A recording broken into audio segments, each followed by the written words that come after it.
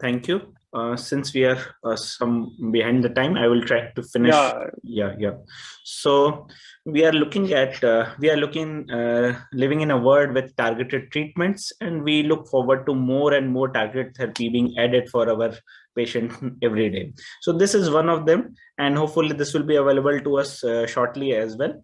We have a lot of drugs available on compassionate basis now, and hopefully this will be available to us also. So this is we are very well aware that KRAS is a very important RAS oncogene is a very common gene in the tumors, and it has been present in lung cancer and colon cancer from a very long time, but it was considered undruggable. Now we have a drug for a specific mutation, KRASG12C. If you see, pancreas seems to have very high KRAS incidence, followed by colorectal cancer. Then you can see lung cancer. So lung cancer is the third most common mutation in the RAS oncogenes. If you see this mutation, a specific mutation, it is present in 13% of non-small cell lung cancer and 1 to 3% of colorectal cancer. And there are two specific drugs, Sotorasib and Adagrasib, for the same. And these both drugs act in similar manner and bind to the switch pocket of the gene. In fact, the AMG 510, that is this drug, Sotorasib, also includes aromatic rings that binds to the alternative positions as well. And this is the another drug, Adagrasib. This is known, it has binding specifically, and it is known to have some more activity in resistant mutations as well. And the data for the same is being built up nowadays. So this is a CodeBreak 100 study, very well talked about study. I will just go in brief about the same. Here the Sotorasib was assessment orally daily, once daily on empty stomach, 3 weekly cycles. And patients were enrolled on this study. Planned dose level of escalation was 180, 360, 720, 960 as in any standard phase 1 study. And you can see this is the dose exploration endpoints. This is the dose expansion endpoints which were done for the patients, and we can find that after a minimum of 20 patients were treated at the recommended phase 2 doses, and at least 10 of these patients had one assessment of tumor responses.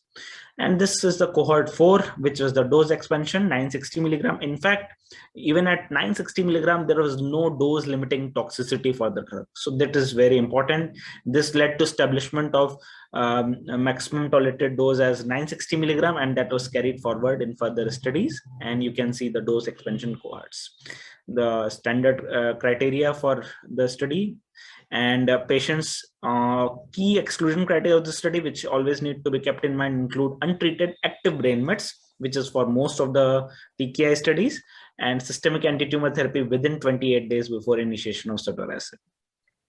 So this is the data. Around 130 patients were enrolled, and includes many other patients as well. And you can we will like to discuss about the NSCLC patient cohort in this presentation. Around 60 patients were taken, and as I told, this is the curve. This is a waterfall plot, and you can see a significant number of patients are having good responses. That is somewhat reduction in the tumor size. A lot of patients are qualifying in the stable disease as well. You can see a long list of patients who are having stable disease, and then significant number of patients who are having partial responses, and one of the patients had near complete response as well. So if you see at the overall response rate to be 32%, but disease control rate is very high, as high as 90%.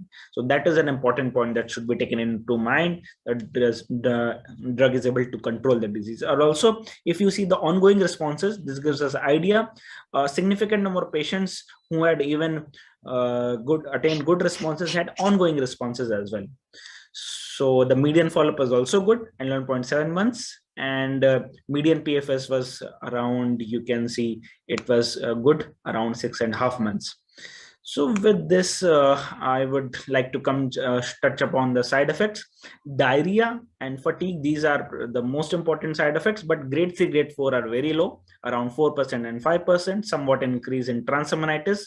That is the only. So no dose limiting toxic adverse effects were observed, and no treatment related adverse event leading to death.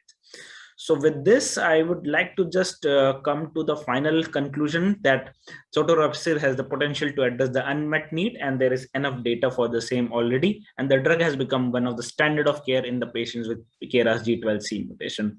With this, I would like to stop here. Thank you.